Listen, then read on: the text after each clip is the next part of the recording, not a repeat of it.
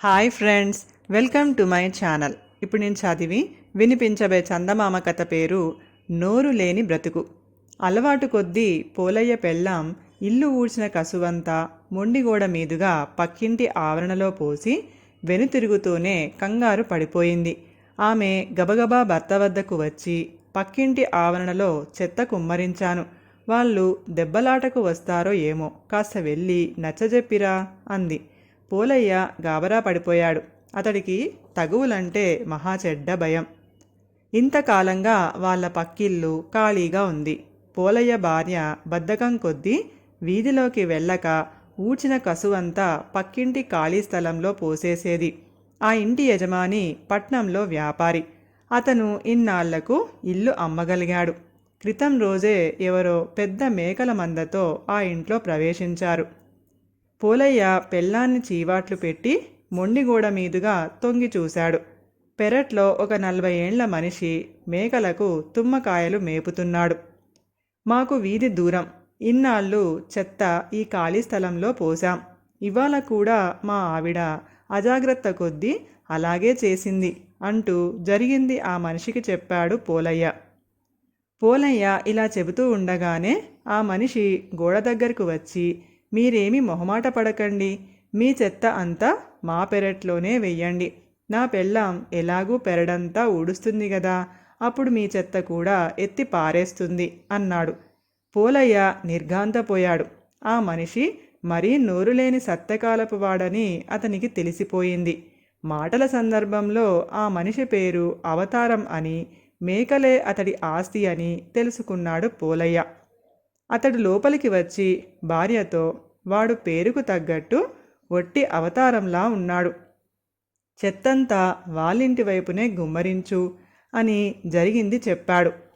తరువాత 4 రోజుల్లోనే వాళ్లకు అవతారం అమాయకత్వం పూర్తిగా అర్థమైపోయింది. ఒక రోజున పోలయ్య, నీ మేకల అరుపులతో మాకు రాత్రిళ్ళు నిద్ర పట్టడం లేదు, గ్రామాధికారికి చెప్పమంటావా అని అవతారాన్ని గట్టిగా దబాయించాడు. అవతారం గజగజలాడిపోతూ, బాబు, నాకు ఉన్న ఆస్తి ఈ మేకలే, నా కడుపు కొట్టవద్దు అంటూ పోలయ్యను బతిమిలాడాడు. మేకపాలు తాగితే రాత్రిళ్ళు బాగా నిద్రపడుతుందంట, రోజు సేరు మేకపాలు పంపు, ఆ విధంగానైనా రాత్రిపూట నీ మేకల అరుపులు మాకు తెలియకుండా పోతుంది అన్నాడు పోలయ్య. మహారాజుగా పంపుతాను, పగలు ఒక సేరు, రాత్రి ఒక సేరు అన్నాడు అవతారం. అది మొదలు పోలయ్య అవతారం నోరులేనితనాన్ని ఆసరగా తీసుకొని అతని చేత అడ్డమైన చాకిరీ చేయించుకోసాగాడు. తన ఇంటి అవసరాలకు బావిలో నుంచి నీళ్లు తోడటం, మొక్కల కోసం నేల తవ్వటం, తన చిల్లర కొట్టు కోసం పట్నం నుంచి తెచ్చిన సామాను బండి నుంచి దింపటం, ఇలాంటి పనులన్నీ కిక్కురుమనకుండా అవతారం చేసేవాడు. పోలయ్య ప్రతీ నెల పట్నం నుంచి తన చిల్లర కొట్టుకు కావలసిన సామాన్లు తెచ్చుకునేవాడు. అందుకోసం అతను చీకటితోనే పట్నం బయలుదేరి వెళ్ళేవాడు. ఒకరోజు అలా వెళుతూ భార్యను తలుపు వేసుకోమన్నాడు. మంద నుంచి ఎలా బయటికి వచ్చిందో ఒక మేకపిల్ల అరుస్తూ గుమ్మం ముందుకు గిరికీలు తిరుగుతుంది. దాన్ని చూస్తూనే పోలయ్య భార్యకు మెరుపులాంటి ఒక ఆలోచన వచ్చింది. ఆమె భర్తతో, పాపం, ఈ మేకపిల్లకు పల్లె బ్రతుకంటే మొహం మొత్తినట్టుంది, ఎత్తుకుపోయి పట్నంలో అమ్మేయ్, 25 రూపాయలన్నా రాకపోవు, చీకటి మాటున ఎవరు చూడవచ్చాలే అంది. పోలయ్య మేకపిల్లను భుజాన వేసుకుని వెళ్ళిపోయాడు. సాయంత్రం 25 రూపాయల లాభంతో ఇల్లు చేరాడు. ఆ డబ్బు ఇలాతే, మేకలు అమ్మిన డబ్బుతో నేను నగలు చేయించుకోవాలి అంటూ ఆ డబ్బు కొంగున ముడివేసుకుంది పోలయ్య భార్య. మేకలు అమ్మిన డబ్బా, మరెన్ని మేకల్ని అమ్మదలిచావు అంటూ పోలయ్య ఆశ్చర్యపోయాడు. అవతారం మంద అంతా అయిపోయేదాకా అతడికి అనుమానం కలగకుండా ఒక ఆలోచన కూడా చేశాలే అని అదేమిటో పోలయ్య చెవిలో చెప్పింది భార్య. ఇంతలో మొక్కలకు నీళ్లు పోయడానికి అవతారం వాళ్ళింటికి వస్తూనే, మా మందలోంచి ఒక మేకపిల్ల కనపడకుండా పోయింది బాబు అన్నాడు. పోలయ్య భార్య చెప్పినట్టుగా, ఇలాంటిదేదో జరుగుతుందని నేను ఏనాటి నుంచో అనుకుంటున్నదే, సందేహం లేదు, ఇది ఆ పిశాచం పనే, దానికి మేకలంటే మహాప్రీతి కదా అన్నాడు. పిశాచం మా అత్తవారి వైపు చుట్టమే కదా, అది ఇంత పని చేస్తుందా అన్నాడు అవతారం ఆశ్చర్యపోతూ. అవతారం భార్య మేనత్త మహాగయ్యాళి. ఆమె పేరు అవతారం ఎరుగడు. అంతా ఆమెను పిశాచమనే పిలుస్తారు.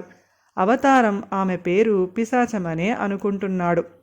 పూలయ్య జాలిపడుతున్నట్టు ముఖం పెట్టి, నిజానికి చుట్టాలే నమ్మించి గొంతుకోస్తారు అన్నాడు. అవతారం వెళ్ళిపోయాక మొగుడు పెళ్ళాలిద్దరూ సంబరపడిపోతూ, మన ఎత్తు పారింది, అతడి పిశాచం చుట్టం ధర్మమా అని కొన్ని నగలు అమరుతాయి అనుకున్నారు. ఈసారి పట్నం వెళ్ళేటప్పుడు కాస్త పెద్ద మేకను తీసుకుపో, 100 రూపాయలు వస్తాయి అన్నది పోలయ్య భార్య. ఈ మధ్య కొంతకాలంగా అక్కడ జరుగుతున్న గొడవతో పాటు ఆ భార్యాభర్తల సంభాషణ కూడా పక్కనే రావి చెట్టు మీద ఉన్న ఒక పిల్ల పిశాచి విన్నది.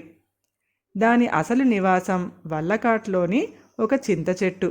పక్కనే ఉన్న మర్రి చెట్టు మీద ఉండే ఒక పెద్ద పిశాచి దాన్ని ఆటలు పట్టించేది, అడ్డమైన చాకిరీ చేయించుకునేది.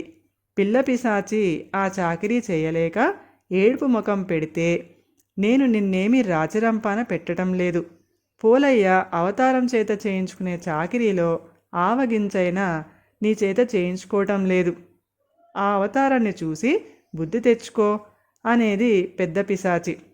ఇప్పుడు పిల్ల పిశాచికి పెద్ద పిశాచి పెట్టే బాధల నుంచి బయటపడేందుకు ఒక ఉపాయం తోచింది. మళ్ళీ పట్నం ప్రయాణం పెట్టుకున్న పోలయ్య జాము రాత్రి మిగిలి ఉండగానే అవతారం పాకలోకి దూరి అన్నిటికన్నా బలంగా ఉన్న మేకను తోలుకొని పట్నం బయలుదేరాడు. దారిలో ఒక చిట్టడివి ఉంది. మరీ చీకటితో బయలుదేరడం వల్ల పోలయ్యకు భయంగా ఉంది. ధైర్యం కోసం పిచ్చి పాటలు పాడుతూ నడుస్తూ ఉండగా మేకకు కొమ్ములు మొలిచినట్టు అతడికి కనిపించింది. మరికొంత దూరం వెళ్ళేసరికి దానికి గడ్డము, ఒంటి మీద పులిచారలు వచ్చాయి. పోలయ్య కంపించిపోతూ తన ఊరుకేసి పరిగెత్తసాగాడు. మేక పులిలా భీకరంగా అరుస్తూ అతన్ని పొలిమేర దాకా తరిమి గబ్బిలంలాగా మారి వల్లకాట్లోని చింత చెట్టు మీదికి ఎగిరిపోయింది. పోలయ్య ఇల్లు చేరి భార్యకు జరిగిందంతా చెప్పి, నేను ప్రాణాలతో ఇల్లు చేరానంటే అది నీ మంగళసూత్రం బలం అనుకోవాలి. అవతారాన్ని మనం తక్కువ అంచనా వేశాం, అతడికి క్షమాపణ చెప్పుకుందాం, పిశాచం నిజంగానే అతడి చుట్టం అన్నాడు. పోలయ్య భార్య భయంతో వణికుతూ అప్పటికప్పుడే మొండిగోడ దగ్గరకు పోయి అవతారాన్ని కేక వేసింది. అవతారం రాగానే, మమ్మల్ని క్షమించు, పిశాచాన్ని మా మీదికి ఉసిగొల్పవద్దు, నీ చేత ఇక వెట్టి చాకిరీ చేయించుకోము అంటూ భార్యాభర్తలు అతడి చేతులు పట్టుకొని బ్రతిమలాడి అప్పటి వరకు అయిన పాల డబ్బు, మేకపిల్ల డబ్బు, అణా పైసలతో సహా లెక్క కట్టి ఇచ్చేశారు. అవతారానికి ఇదేమీ బోధపడక, మా అత్తగారి వైపు చుట్టం అంటే వీళ్లకు భయం అన్నమాట అనుకున్నాడు మనసులో. మేకగా మారి పూలయ్యను హడలెత్తించిన పిల్ల పిశాచి పెద్ద పిశాచికి రావి చెట్టు మీద కూర్చొని ఈ జరిగిందంతా చూపించి, ఇక ఈ మొగుడు పెళ్ళాలు అవతారం చేత అడ్డమైన చాకిరీ చేయించుకోరు, నువ్వు వీళ్ళని చూసి అయినా బుద్ధి తెచ్చుకో అంది. పెద్ద పిశాచి విరగబడి నవ్వి, నోరు లేని బ్రతుకు ఇలాగే ఉంటుంది, నువ్వు పోలయ్యకు బుద్ధి చెప్పావు సరే, నాకు బుద్ధి చెప్పేవాడు వచ్చేదాకా నీకు మాత్రం అడ్డమైన చాకిరీ తప్పదు అన్నది. కథ సమాప్తం. ఈ కథ కనుక మీకు నచ్చినట్లయితే ప్లీజ్ లైక్ చేయండి, షేర్ చేయండి. మరిన్ని మంచి మంచి కథల కోసం మా ఛానల్ని సబ్స్క్రైబ్ చేసుకోండి. Thank you.